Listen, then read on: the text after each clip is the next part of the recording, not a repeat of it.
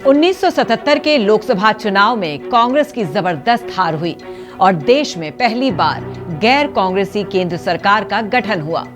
मोरारजी देसाई देश के प्रधानमंत्री बने, लेकिन कुछ महीने बाद ही गैर कांग्रेसी गठबंधन में बिखराव शुरू हो गया। प्रधानमंत्री मोरारजी देसाई, चौधरी चरण सिंह और समाजवादी नेता राजनारायण के बीच दूरियां बढ़ने लगी। फिर यह सरकार गिर गई। कौन था इसके पीछे? इंदिरा गांधी, संजय गांधी या कोई और? शायद आप न जानते हो, इसके पीछे थे कमलनाथ। नमस्कार, आप देख रहे हैं सियासी नुक्ता विद मुक्ता और आपके साथ मैं हूं मुक्ता सिंह। जिस कमलनाथ ने 80 के दशक में जनता पार्टी की सरकार को गिरवा दिया, 2020 में वो मध्य प्रदेश में अपनी ही सरकार को नहीं बचा पाए। ज्योतिरादित्य सिंधिया की बगावत और मोदी शाह के दांवपेच में कैसे फंस गई उनकी सारी कलाकारी, और अब इस विधानसभा चुनाव में क्या है कमलनाथ के लिए नई संभावना, हम आपको हमारे शो सियासी नुक्ता विद मुक्ता में विस्तार से बताने वाले हैं। ये तस्वीरें 17 नवंबर की हैं। भोपाल में मध्य प्रदेश कांग्रेस का हाईटेक कंट्रोल रूम। शाम को मध्य प्रदेश कांग्रेस कमेटी के चेयरमैन कमलनाथ यहां पहुंचे। प्रदेश की सभी 230 सीटों पर वोटिंग हो चुकी थी। उन्होंने एक एक सीट का ब्यौरा लिया। कांग्रेस से जुड़े अंदरूनी सूत्र बता रहे हैं कि उन्होंने अपने रणनीतिकारों के साथ एक आंकड़ा निकाल लिया। कांग्रेस का इंटरनल असेसमेंट कह रहा है कि प्रदेश में 125 से 135 सीटों पर कांग्रेस की विजय होगी, और अगर ऐसा होता है तो कमलनाथ प्रदेश के मुख्यमंत्री बनेंगे, इसमें कोई दो राय नहीं है।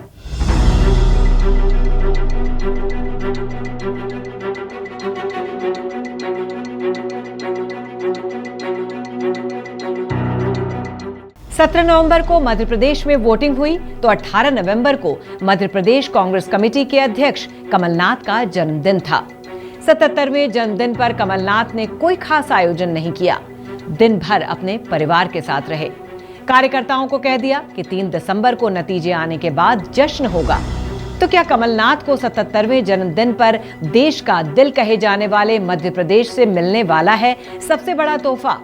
इसी पर हम आज कर रहे हैं खास पड़ताल हमारे खास शो सियासी नुक्ता विद मुक्ता में। मध्य प्रदेश कांग्रेस कमेटी के अध्यक्ष कमलनाथ के बारे में कहा जाता है कि वो इतने शार्प हैं कि उनका बायां हाथ क्या कर रहा है इसकी भनक वो दाएं हाथ तक को नहीं लगने देते हैं। कमलनाथ बिल्कुल इसी शैली में इस बार का विधानसभा चुनाव लड़े। कमलनाथ के बाएं हाथ का काम भले ही उनका दायां हाथ न जान पाए, लेकिन एमपी चुनाव से पहले आ रहे ओपिनियन पोल्स ने एमपी की जनता का मिजाज जान लिया है। ओपिनियन पोल के आंकड़े बता रहे हैं कि मध्य प्रदेश में कमलनाथ का कमल खिलने वाला है। वो दूसरी बार मध्य प्रदेश के मुख्यमंत्री बन सकते हैं। ओपिनियन पोल के अलावा कमलनाथ की रैलियों में उमड़ी भीड़ भी कुछ इसी तरह के संकेत दे रही है।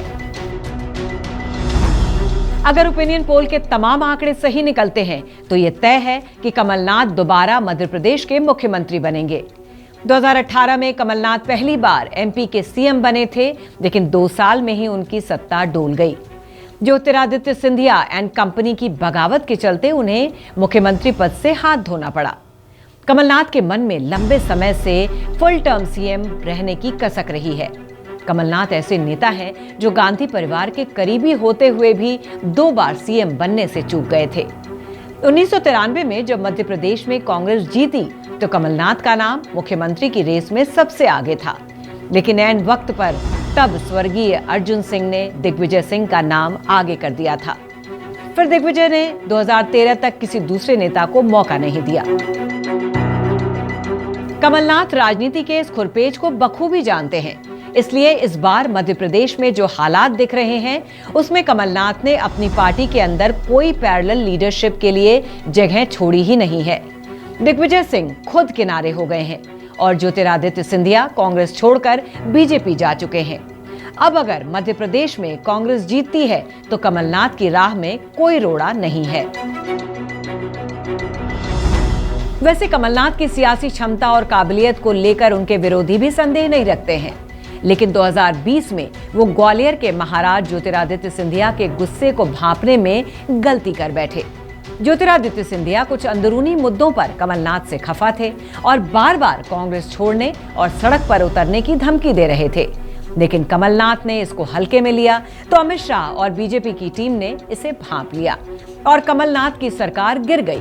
वरना कमलनाथ मुख्यमंत्री रहते हुए 2023 का मध्य प्रदेश का चुनाव लड़े होते।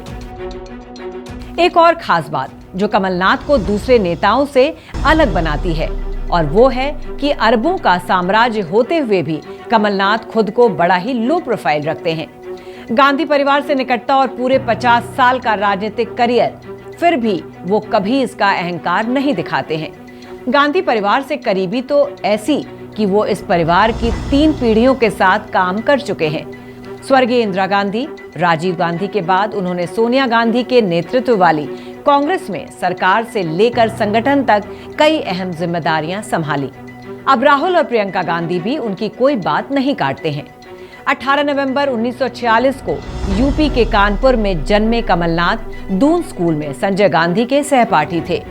ये दोनों के बीच दोस्ती का ही कमाल था कि देश की पहली गैर कांग्रेसी सरकार अपना कार्यकाल पूरा करने से पहले ही गिर गई थी। इसमें ड्राइविंग फोर्स बेशक संजय गांधी थे, लेकिन कमलनाथ ने ड्राइवर की भूमिका निभाई थी। जैसा कि हमने अपना शो शुरू करते वक्त बताया था कि आखिर 1977 में जनता पार्टी की सरकार गिराने में किसकी भूमिका थी, तो इसका सही उत्तर है कमलनाथ। कैसे, आइए आपको समझाते हैं। बड़ा ही दिलचस्प वाकया है ये। इमरजेंसी के बाद 1977 में जनता पार्टी की सरकार बनी। इंदिरा गांधी और संजय गांधी गिरफ्तार कर लिए गए। जब संजय गांधी गिरफ्तार किए गए तो इंदिरा गांधी परेशान हो गईं। किसी तरह कमलनाथ तक संदेश भिजवाया गया। कमलनाथ की भी इमरजेंसी के एक केस में पेशी थी। उन्होंने जज के साथ बदतमीजी कर दी और इसका नतीजा ये हुआ कि कमलनाथ को भी तिहाड़ जेल भेज दिया गया, जहां संजय गांधी पहले से बंद थे। अब तो दून स्कूल के साथ ही तिहाड़ में भी एक साथ हो गए। संजय गांधी और कमलनाथ ने तिहाड़ जेल में भी एक दूसरे का खूब ध्यान रखा। संजय गांधी को लेकर इंदिरा गांधी की चिंता दूर हो गई और तभी से इंदिरा गांधी कमलनाथ को अपना तीसरा बेटा मानने लगी। बाद में उन्होंने कई बार सार्वजनिक मंचों से भी कमलनाथ को अपना तीसरा बेटा कहा। खैर, वक्त का पहिया घूमा। इंदिरा गांधी, संजय गांधी और कमलनाथ की जेल से रिहाई हो गई। अब कमलनाथ और संजय गांधी का अगला मिशन था जनता पार्टी की सरकार को गिराना। संजय गांधी ने तब के प्रधानमंत्री मोरारजी देसाई और समाजवादी नेता राजनारायण और लोकदल के अध्यक्ष चौधरी चरण सिंह के बीच पनप रहे असंतोष को भुनाने की रणनीति बनाई और इसमें संजय गांधी के सारथी बने कमलनाथ। राजनारायण के असंतोष को हवा देने के लिए संजय गांधी उनसे मिलना चाहते थे, लेकिन ये इतना आसान नहीं था। सरकारी एजेंसियां कांग्रेस नेताओं और खासकर संजय गांधी के हर कदम पर नजर रख रही थीं। राजनारायण के असंतोष का अंदाजा भी सरकार को था, इसलिए उन पर भी सरकारी एजेंसियां निगाह रख रही थीं। एजेंसियों से बचने के लिए कमलनाथ ने नायाब तरीका निकाला। वो अपनी गाड़ी में संजय गांधी और राजनारायण को बिठाकर दिल्ली के सुनसान इलाकों की ओर निकल जाते। उनकी गाड़ी कहीं रुकती नहीं थी। वो कई घंटों तक दिल्ली की सड़कों पर यूं ही चक्कर काटते रहते। इस मीटिंग की बातें बाहर ना आ जाएं, इसलिए कमलनाथ ही ड्राइवर बन जाते थे। कमलनाथ और संजय गांधी की दून स्कूल से शुरू हुई दोस्ती देश की राजनीति को नया मोड़ दे रही थी। कमलनाथ ने कार में ही संजय गांधी और राजनारायण की कई बार गुपचुप मुलाकातें करवाई। साथ ही उन्होंने कांग्रेस के प्रति सहानुभूति रखने वाले उद्योगपतियों को भी इस अभियान के साथ जोड़ा।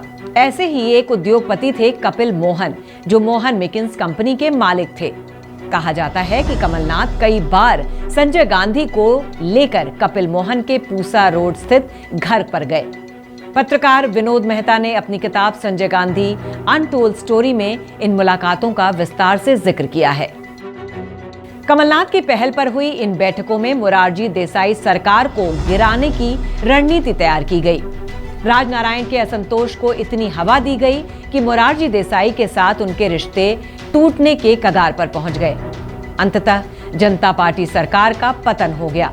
इसके बाद कांग्रेस के समर्थन से चरण सिंह कुछ दिनों के लिए प्रधानमंत्री बने, लेकिन तब तक कांग्रेस की सत्ता में वापसी तय हो चुकी थी।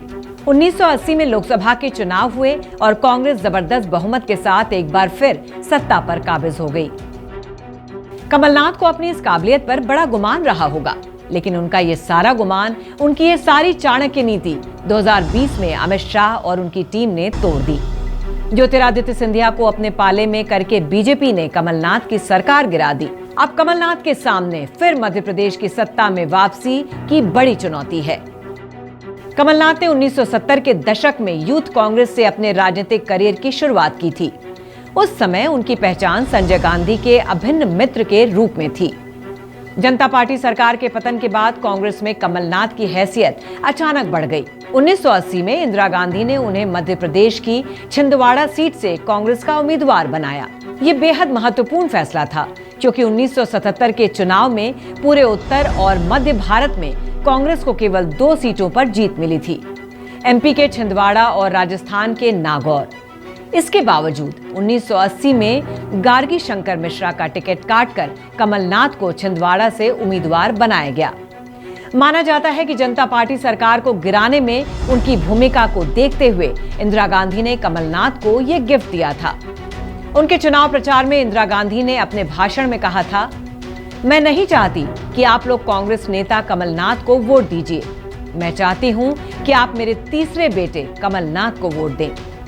1980 में कमलनाथ पहली बार छिंदवाड़ा से सांसद बने, तो फिर पीछे मुड़कर नहीं देखा। 77 साल के कमलनाथ मध्य प्रदेश की छिंदवाड़ा लोकसभा सीट से 9 बार सांसद रहे हैं। वो 1980, 1985, 1989, 1991, 1998, 99, 2004, 2009, 2014 में सांसद बने। आदिवासी और नामालूम से इलाके छिंदवाड़ा से 1980 में पहली बार जीतने वाले कमलनाथ ने छिंदवाड़ा की तस्वीर पूरी तरह से बदल दी। 2023 का विधानसभा चुनाव हो या अगले साल यानी 2024 का लोकसभा चुनाव, कमलनाथ छिंदवाड़ा मॉडल पर कांग्रेस के लिए वोट मांगते हैं। छिंदवाड़ा से 9 बार सांसद बनने के साथ उन्होंने यहां स्कूल, कॉलेज और आईटी पार्क बनवाए हैं। इतना ही नहीं, स्थानीय लोगों को रोजगार और काम धंधा मिला। इसके लिए उन्होंने वेस्टर्न कोलफील्ड्स और हिंदुस्तान यूनिलीवर जैसी कंपनीज खुलवाई हैं। साथ में cloth making training institute, driver training institute भी उन्होंने इस इलाके में खुलवाए हैं। कमलनाथ के साथ तमाम विवाद जुड़े रहे हैं, लेकिन उनको किसी भी मामले में दोषी नहीं पाया गया। 1984 में इंदिरा गांधी की हत्या के बाद सिख विरोधी दंगों में भी उनका नाम आया था, लेकिन उनकी भूमिका सज्जन कुमार या जगदीश टाइटलर जैसे नेताओं की तरह स्पष्ट नहीं हो सकी। कमलनाथ पर आरोप है कि वो 1 नवंबर 1984 को नई दिल्ली के गुरुद्वारा रकाबगंज में उस वक्त मौजूद थे जब भीड़ ने 2 सिखों को जिंदा जला दिया था। खास बात यह है कि कमलनाथ ने हादसे के वक्त वहां अपनी मौजूदगी से कभी इनकार नहीं किया है। उन्होंने कई बार मीडिया के सामने ये दोहराया है, मैं वहां मौजूद था क्योंकि मेरी पार्टी ने मुझे वहां पहुंचने को कहा था। गुरुद्वारे के बाहर भीड़ मौजूद थी, मैं उन्हें हमला करने से रोक रहा था। पुलिस ने भी मुझसे भीड़ को नियंत्रित करने की गुजारिश की थी। कमलनाथ ये भी कहते हैं कि 1984 के दंगों की एसआईटी जांच, रंगनाथ मिश्रा कमीशन इंक्वायरी और जीटी नानावती कमीशन इंक्वायरी ने उनके खिलाफ कुछ नहीं पाया है और वो जरूरत पड़ने पर किसी और भी जांच का सामना करने के लिए तैयार हैं। हालांकि एक सच ये भी है कि सिख दंगों में उनकी भूमिका को लेकर बातें तभी शुरू होती हैं जब उन्हें कोई बड़ी भूमिका मिलने का इंतजार होता है, लेकिन इसका असर उनके करियर पर ज्यादा नहीं पड़ा है। 1984 के सिख दंगों और 1996 के हवाला कांड को अगर अपवाद मान ले तो सालों साल तक अहम मंत्रालयों के मंत्री रहने के बाद भी कमलनाथ का नाम किसी विवाद में नहीं आया है और ना ही उन पर भ्रष्टाचार के कोई संगीन आरोप लगे हैं। इंदिरा गांधी की मौत के बाद कमलनाथ राजीव गांधी के विश्वस्त रहे और आज की तारीख में राहुल गांधी भी उन पर पूरा भरोसा करते हैं। कमलनाथ तेजी से संसाधनों को जुटाने में माहिर हैं। हर पार्टी में उनके अच्छे दोस्त हैं। कारोबारी होने के चलते कारोबार की दुनिया में उनके दोस्त हैं, तो इस लिहाज से भी पार्टी की जरूरतों के मुताबिक कमलनाथ मुफीद बैठते हैं। कानपुर में जन्मे और पश्चिम बंगाल में कारोबार करने वाले व्यापारी परिवार से आने वाले कमलनाथ खुद में एक बिजनेस टाइकून हैं। उनका कारोबार रियल एस्टेट, एविएशन, हॉस्पिटैलिटी और शिक्षा तक फैला है। देश के शीर्ष प्रबंधन संस्थान IMT गाजियाबाद के डायरेक्टर सहित करीब 23 कंपनीज के बोर्ड में कमलनाथ शामिल हैं। ये कारोबार उनके 2 बेटे नकुलनाथ और बकुलनाथ संभालते हैं। कमलनाथ परिवार काफी बड़ा बिजनेस चलाता है। उनके परिवार के सदस्य कुल 23 बड़ी कंपनीज के मालिक या डायरेक्टर हैं। खुद कमलनाथ के बारे में कहा जाता है कि बड़े कारोबारियों से उनके रिश्ते काफी अच्छे हैं। इन 23 कंपनीज के मालिक में उनका नाम नहीं है, लेकिन बेटों और पत्नी का नाम है। इन कंपनीज की बदौलत उनके परिवार की संपत्ति करोड़ों में है। संजय गांधी से दून स्कूल में शुरू हुई कमलनाथ की दोस्ती कारोबार में भी जमी। देश में मारुति कार बनाने का सपना अगर संजय गांधी के साथ किसी ने देखा था तो वो कमलनाथ ही थे। कमलनाथ की काबिलियत का कई मौकों पर इम्तिहान हो चुका है, उसमें से ज्यादातर में वो पास हुए हैं। हालांकि 2020 में उन्हें फेल होना पड़ा। अब 2023 की बारी है। अगर इस परीक्षा में वो पास होते हैं तो निश्चित तौर पर अगले साल के आम चुनाव के लिए देश की राजनीति में बड़े बदलाव के सारथी बन सकते हैं। आपको हमारा ये एपिसोड कैसा लगा हमें जरूर बताइएगा।